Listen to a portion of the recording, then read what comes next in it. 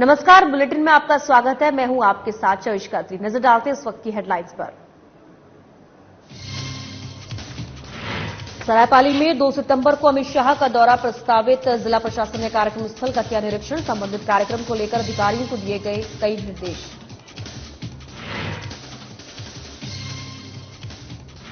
रायपुर में नवनियुक्त प्रभारी महामंत्री मलकीत सिंह गेदू ने ग्रहण किया पदभार। सांसद दीपक बैज ने ग्रहण करवाया पदभार। नेताओं और कार्यकर्ताओं ने किया भव्य स्वागत।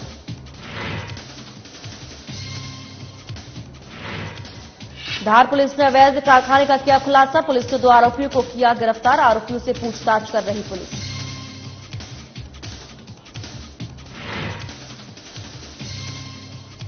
सागर के बरौदिया में हुई घटना को लेकर प्रदर्शन जारी। बहुजन समाज पार्टी ने कलेक्ट्रेट में किया प्रदर्शन। पीड़ित पक्ष के लिए उठाई कई मांग।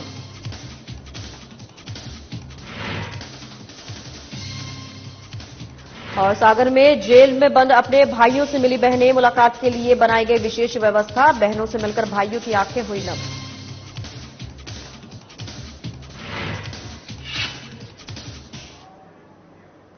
सरायपाली में केंद्रीय गृह मंत्री अमित शाह का दौरा आगामी 2 सितंबर को प्रस्तावित है, जिसे लेकर जिला प्रशासन और स्थानीय प्रशासन ने संभावित कार्यक्रम स्थल का निरीक्षण किया। मिली जानकारी के अनुसार 2 सितंबर को केंद्रीय गृह मंत्री अमित शाह सरायपाली में जनजातीय सम्मेलन और अभिनंदन कार्यक्रम में शामिल होने पहुंच रहे हैं।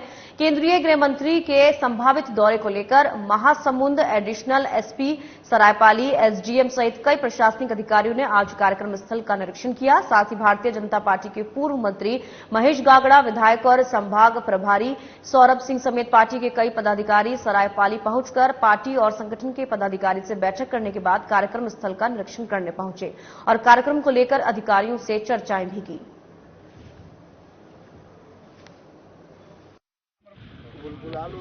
अभी 75 साल की आजादी में जो मात्रात्मक त्रुटि बहुत सारे हमारे जनजाति, अनुसूचित जनजाति समाज के लोगों की जो मात्रा त्रुटि का सुधार नहीं हुआ था, जिसके कारण उनके जाति प्रमाण पत्र बनाने में समस्या आती थी और आगे फिर नौकरी से लेकर सारी समस्याएं आती थी।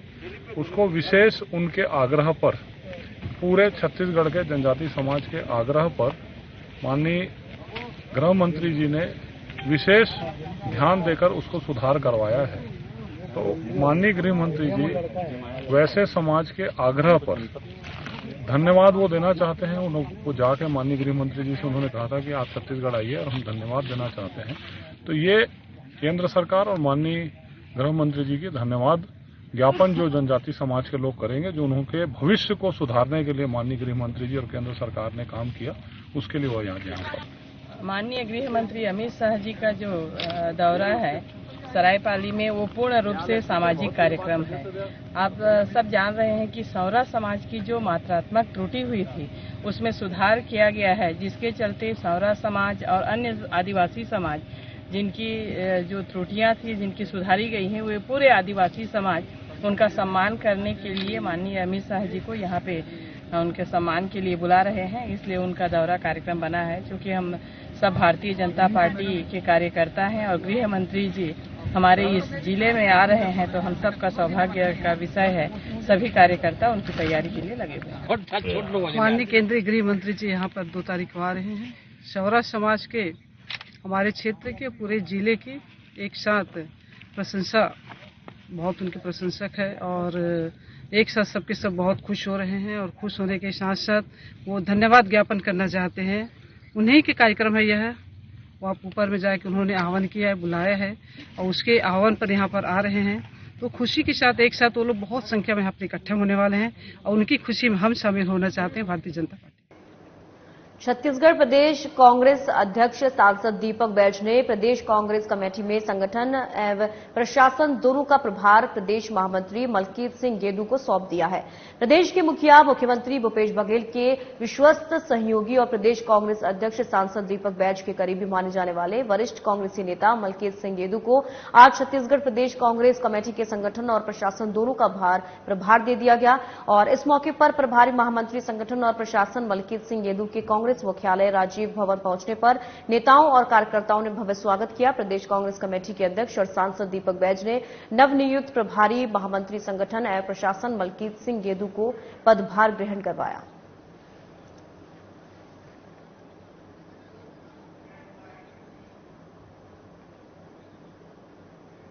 खबर रायपुर से है, जहां कांग्रेस संचार प्रमुख सुशील आनंद शुक्ला और पंकज शर्मा ने बीजेपी के नेता रायपुर सांसद सुनील सोनी के नंद कुमार पटेल महाविद्यालय में अचानक दौरा किया, जिसके बाद छात्रों द्वारा सवाल पूछे जाने पर उनके साथ अभद्र तरीके से बात करने सहित छात्रों के साथ मारपीट किए जाने पर सुशील आनंद शुक्ला और पंकज शर्मा ने उन्हें आड़े हाथ लेते हुए इस पूरे व्याख्यान की निंदा की और उनके व्यवहार में सुधार लाने की बात की।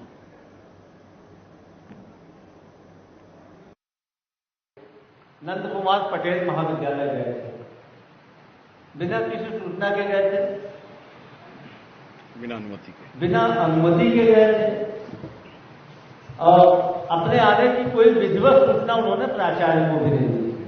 और यही नहीं, माननीय सांसद जी गए थे, सांसद है, उनका अधिकार है, वो औचक निरीक्षण भी कर सकते हैं, लेकिन सांसद जी सीधे कक्षा में पहुंच गए और जो वीडियो खुद वायरल कर रहे हैं, उस वीडियो में माननीय सांसद जी के साथ में नंदे साहू भी थे, ओम प्रकाश देवंगन भी थे, बिजगांव का एक हारा हुआ पार्षद प्रत्याशी भी था भाजपा का और आधा दर्जन से अधिक भारतीय जनता पार्टी के नेता भी थे। सांसद जी का तो यह संवैधानिक अधिकार है कि वो कहीं पे जाके औचक निरीक्षण अपनी गरिमा मर्यादा के साथ कर सकते हैं, लेकिन ये जो बाकी लोग गए थे किस हैसियत से गए थे? आगामी विधानसभा चुनाव के मद्देनजर पुलिस महानिरीक्षक बीएन मीणा और पुलिस अधीक्षक भावना गुप्ता के निर्देशन में बेमेतरा पुलिस द्वारा अवैध शराब, गांजा, नशीली दवा पर प्रतिबंधात्मक कार्रवाई जारी है। गुंडा बदमाशों, फरार वारंटियों और सामाजिक सौहार्द बिगाड़ने वालों पर लगातार कार्रवाई की जा रही है, जिसके तहत थाना नवागढ़ पुलिस टीम को मुखबिर से सूचना मिली कि नवागढ़ में एक व्यक्ति प्रतिबंधित नशीली दवाइयां रखकर बिक्री करने के लिए ग्राहक तलाश कर रहा है। सूचना के आधार पर बेमेतरा साइबर सेल और नवागढ़ थाना पुलिस टीम घटनास्थल पहुंचकर घेराबंदी कर मौके पर रेड कार्रवाई कर आरोपी को गिरफ्तार किया, जहां आरोपी नवीन गंधर्व निवासी नवागढ़ के कब्जे से भारी मात्रा में नशीली दवाइयां जब्त कर वैधानिक कार्रवाई की गई।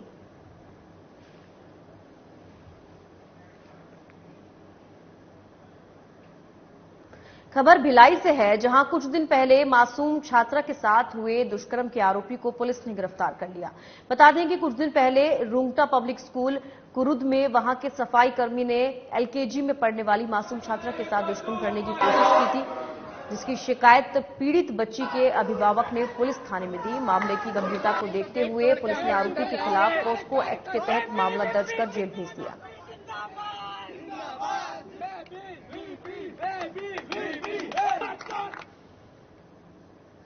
खबर कोंडागांव से है, जहां कैबिनेट मंत्री मोहन मरकाम ने रक्षाबंधन मिलन समारोह का आयोजन किया, जिसमें शहर की स्वयं सहायता समूहों की महिलाओं को आमंत्रित किया गया, जहां महिलाओं ने बढ़ चढ़कर हिस्सा लिया और मोहन मरकाम को राखी बांधकर शहर की खुशहाली और विकास की दुआएं मांगी। जहां इस दौरान महिलाओं ने गाना भी गाया।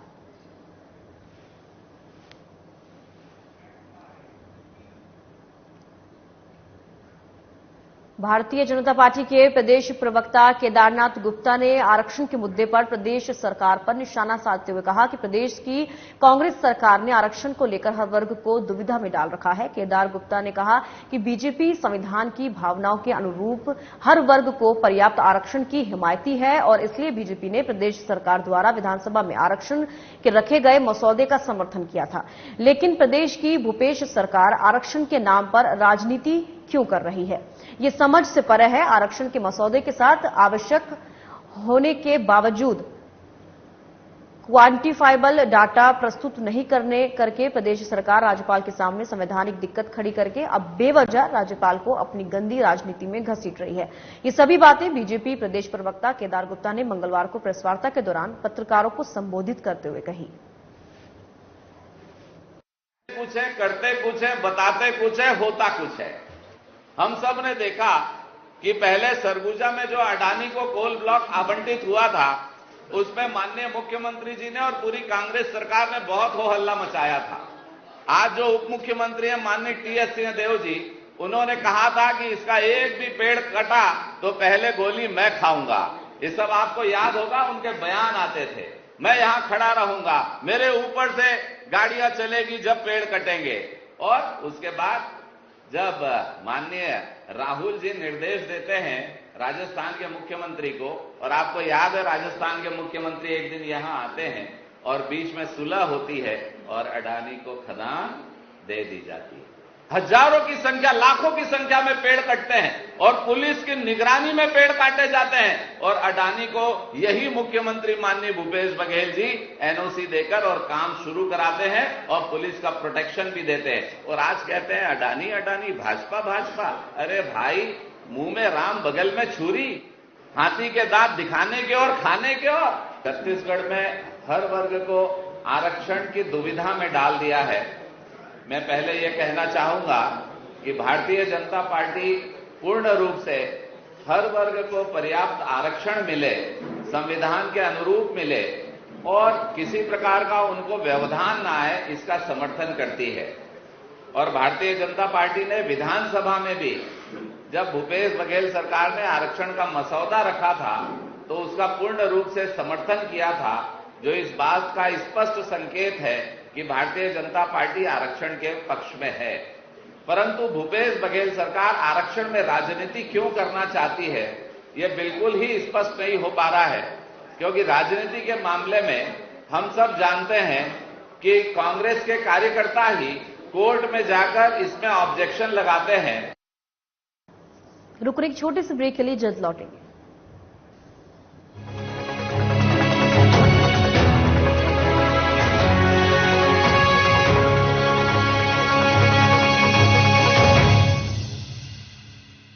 समस्त जिलेवासियों को एवं अमरवाड़ा विधानसभा क्षेत्र के सभी वासियों को परम आदरणीय कमलनाथ जी और परम आदरणीय नकुलनाथ जी की ओर से भाई बहन के अटूट प्यारे बंधन की पावन पर्व रक्षाबंधन की एवं भुजलिया की हार्दिक एवं मंगलमय शुभकामनाएं।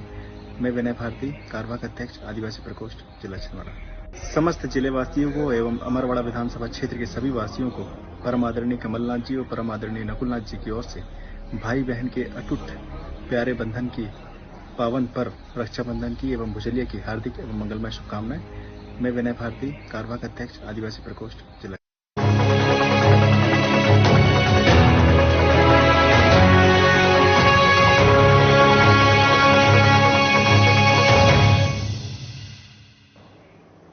ब्रेक के बाद स्वागत है आप सभी का। खबरों में आगे बढ़ेंगे, जहां आगामी विधानसभा चुनाव 2023 को लेकर जिले में व्यापक स्तर पर मतदाता जागरूकता अभियान चलाया जा रहा है और इसी कड़ी में कलेक्टर और जिला निर्वाचन अधिकारी डॉक्टर गिरीश कुमार मिश्रा ने 30 अगस्त को जिले के दुर्गम क्षेत्र के ग्राम खारा और पोल बत्तूर में पहुंचे और मतदाता जागरूकता अभियान में शामिल हुए। इस दौरान उन्होंने ग्रामीणों को मतदान करने की शपथ दिलाई और मतदान का महत्व भी बताया।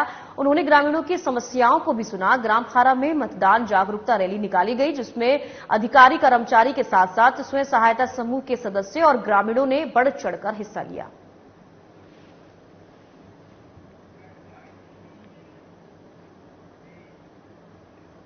जिले में खेल के क्षेत्र में उत्कृष्ट अमूल्य योगदान देने वाले खिलाड़ियों को प्रतिवर्ष सम्मानित किए जाने की परंपरा रही है और इसी परिप्रेक्ष्य में 29 अगस्त को बालाघाट जिले में मूलना खेल परिसर समिति और खेल विभाग के संयुक्त तत्वाधान में राष्ट्रीय खेल दिवस का आयोजन स्थानीय कमला नेहरू हॉल में किया गया। आयोजन की रूपरेखा मूलना समिति के अध्यक्ष और कलेक्टर डॉक्टर गिरीश कुमार मिश्रा के निर्देशन में तैयार की गई। कार्यक्रम में मध्य प्रदेश शासन के कैबिनेट मंत्री गौरीशंकर बिसेन के मुख्य अतिथि और नगर पालिका अध्यक्ष भारती सुरजीत ठाकुर के प्रमुख आतिथ्य में जिले के 54 उत्कृष्ट खिलाड़ियों को प्रशंसा पत्र और मोमेंटो देकर सम्मानित किया गया।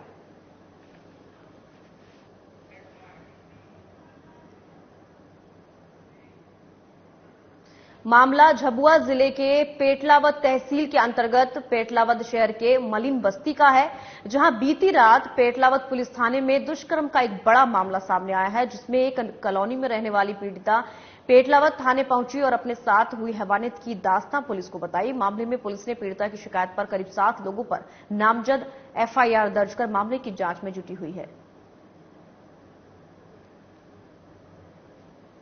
मैंने रिपोर्ट डाली है अभी, तो अभी पुलिस के हवाले करूंगा मैं। अभी मेरे साथ किया है तो इसको साथ ही होना है। अभी कितने लोग हैं?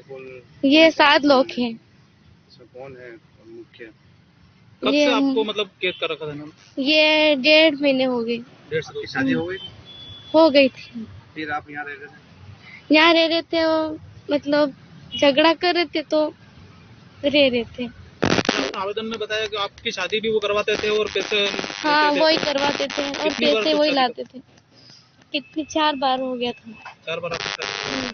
पैसे वो ले लेते थे? हाँ, और इतनी धमकी देती है और मेरे को बोलते कि बच्ची को और तेरे को मार डालेंगे, ऐसा काम नहीं करोगे तो। पीड़िता अपने परिचित के यहाँ पर 1.5 माह पूर्व आई थी।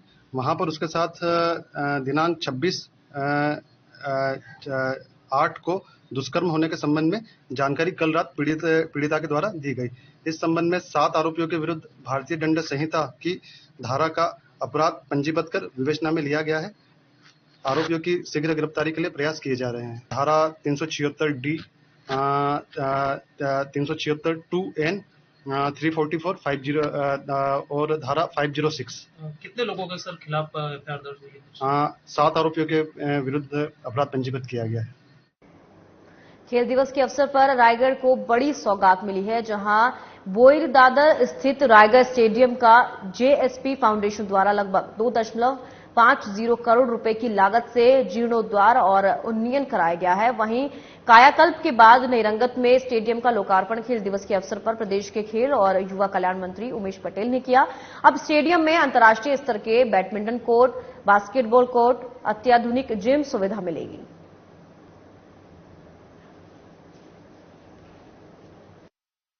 पूरे खिलाड़ियों को और छत्तीसगढ़ वासियों को बहुत बहुत बधाई देता हूं और मैं यही कहूंगा कि आज रायगढ़ जिलों को रायगढ़ स्टेडियम के उन्नयन का सौगात मिला है। इसी तरह से हमने छत्तीसगढ़ में अलग अलग अकेडमीज, अलग अलग स्टेडियम का निर्माण यहाँ कराया है। इंफ्रास्ट्रक्चर वाइज छत्तीसगढ़ कई प्रदेशों से बहुत आगे निकल चुका है, लेकिन हमारी कोशिश ये है कि अब आने वाले समय में हम लोग मेडल टैली में भी छत्तीसगढ़ अग्रिम पंक्तियों में रहे, ऐसी हमारी कोशिश है और उसके लिए हम लोग ट्रेनिंग और एकेडमीज में हमारा ज्यादा फोकस है। तो आने वाले दिनों में हर तरह के खेलों की एकेडमीज यहाँ बनेगी। रायगढ़ स्टेडियम में भी स्केटिंग रिंग और रोल बॉल जैसे व्यवस्था है उसको भी बढ़ाया जाएगा। देखिए, सबसे पहला चीज है, जब हमको पता चला कि स्टेडियम की रेनोवेशन अपग्रेड करनी है तो हम खुद आए। साथ में संबित मिश्रा भी मेरे साथ था तब का कमिश्नर। तो एंड वी फाउंड दैट बहुत सारे चीज करना था, तो हमने तुरंत एस्टिमेट लगाए और हमारे चेयरमैन सर और जीएसपी चेयरपर्सन श्रीमती शालू जिंदल जी से हमने जिक्र किया कि ये काम हमें करना है, रायगढ़ रेसिडेंट्स के लिए करना है, यहाँ के सिटीजन के लिए करना है। तो तुरंत अप्रूवल मिल गया। हमने जून में काम चालू किया।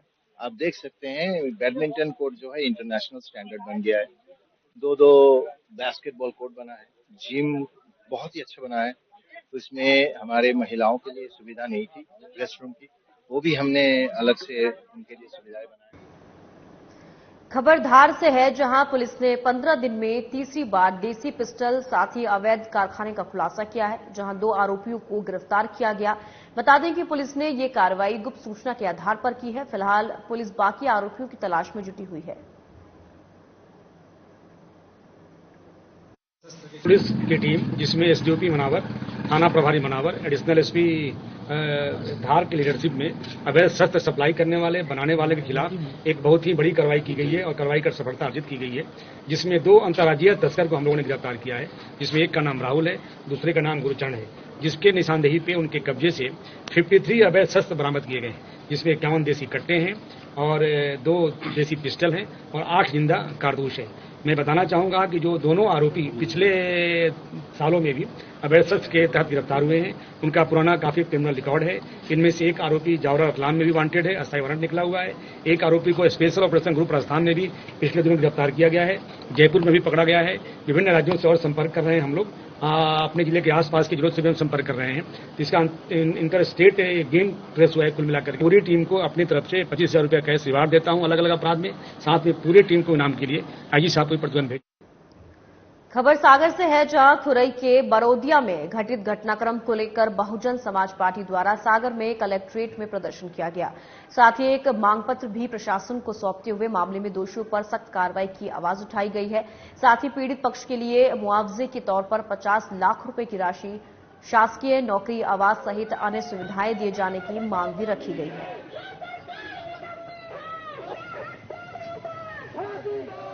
कहीं मणिपुर में, कहीं सागर में, कहीं दमोह में, कहीं मैहर में बच्चियों के साथ, औरतों के साथ, महिलाओं के साथ बहुत अमानवीय घटनाएं हो रही, जो हम मानव जाति के लिए शर्मनाक है सुनने में भी, कि बेपर्दा करके महिलाओं को घुमाया जाता है।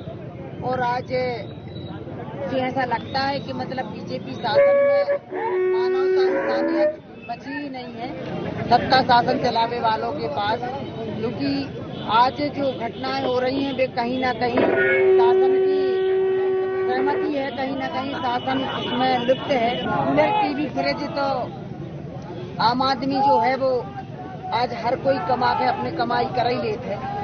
ये कूलर फ्रिज की लड़ाई नहीं है, ये मान सम्मान और आबरू की बात है। गांव में नौनागिरी बरोदिया गांव, वहाँ के सरपंच और सरपंच के बेटों द्वारा एक पीड़ित परिवार, उसके बेटी के साथ पहले छेड़खानी होती है, 2 साल पहले उसका पंजीबद्ध अपराध होता है और उसमें गवाही होने वाली थी, वो गवाह पढ़ा रहे थे, ये गवाही मन तो राजीनामा करा था। पीड़ित परिवार ने गवाही ना देने से मना कर दिया, बोले हम कॉम्प्रोमाइज नहीं करेंगे। इससे बौखला कर दबंगों ने मंत्री भूपत सिंह के इशारे पर कहीं ना कहीं उनकी इतनी हिम्मत बढ़ गई कि उन्होंने 18 साल के बच्चे को बेरहमी से पीट कर मार डाला और उसकी मां को निर्वस्त्र करके घुमाने का काम किया और उसकी बेरहमी से पिटाई की और उस बच्ची को भी मार रहे थे जिसके साथ उन्होंने पहले छेड़खानी की है। वो बच्ची हाथ छुड़ाकर भाग गई। और ऐसा ही 10 महीने पहले एक और घटना है, हमारे साथ बालक है खड़ेसरा का, तो उसकी मां की हत्या हो जाती है और आज उसकी जमीन को वही दबंग लोग जिन्होंने उसकी हत्या की है, वो लोग उसकी जमीन को जोत रहे हैं और बोले हम आप हमारा कुछ नहीं कर सकते। इसका मतलब इस जिले में, प्रदेश में कानून व्यवस्था नाम की कोई। खबर गुना से है, जहां प्रदेश सरकार के पंचायत और ग्रामीण विकास मंत्री महेंद्र सिंह सिसोदिया का जन्मदिन धूमधाम से मनाया गया। बता दें कि दौरे पर आए मंत्री सिसोदिया देर रात गुना पहुंचे और रात 12 बजे उन्होंने मालपुर सरकार बालाजी मंदिर पहुंचकर पूजा अर्चना की और अपने जन्मदिन पर आशीर्वाद मांगा। वहीं बुधवार को सुबह से गुना, बमौरी, शिवपुरी और अशोकनगर से हजारों की संख्या में लोगों का उनके निवास पर पहुंचकर बधाइयां देने का सिलसिला शुरू हो गया था, जहां सभी ने मंत्री की लंबी उम्र की कामना की।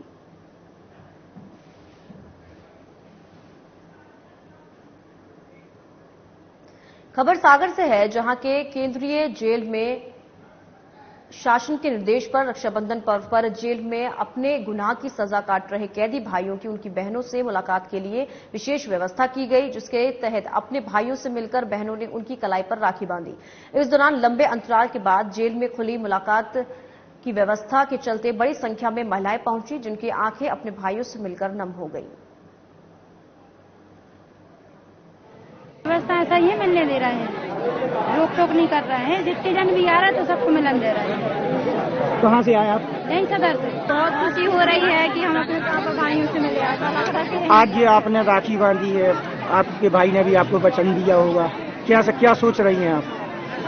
लोग जल्दी घर आ जाए और हमेशा अच्छे रहे। जैसे कि हम सब लोग जानते हैं कि रक्षाबंधन का त्योहार हिंदुस्तान में एक अलग महत्व रखता है और सरकार के आदेश भी रहते हैं कि जो बहनें आती हैं उनको अपने भाइयों से समक्ष में बिठाकर राखी बंधवाई जाए। इसके लिए हम लोगों ने सुबह 8 बजे से व्यवस्था की और अभी तक लगभग 1000 कैदियों से लगभग 3000 बहनें मिल चुकी हैं, राखी बांध के वो जा चुकी है और अभी ये निरंतर चालू है। और जितनी भी बहनें आएंगी जो अपने भाइयों से मिलने के लिए, सबकी राखी क्या व्यवस्थाएं बनाएंगे?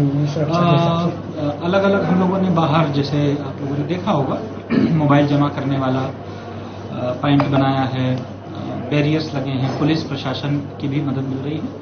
अंदर जो बहनें बैठ के राखी बांध रही, वहां पे हम लोगों ने टेंट की व्यवस्था की है और सुरक्षा को दृष्टिकोण रखते हुए जो है उन्होंने कैंटीन के थ्रू जो है रोली, चंदन, राखी और मिठाई जो है वो लेके दे सकती है अपने भाइयों को, तो उसकी व्यवस्था की। खबर सीहोर से है, जहां दिव्य ज्योति जागृति संस्थान श्यामपुर में जन्माष्टमी कार्यक्रम की तैयारी जोरों पर है, जिसकी तैयारी दिव्य ज्योति जागृति संस्थान पूरे देश में विश्व व्यवस्था करती है। बता दें कि दिव्य ज्योति जागृति संस्थान एक ऐसा धार्मिक संस्थान है जो समय समय पर धार्मिक और संस्कारी कार्यक्रम पूरे देश में आयोजित कराता है।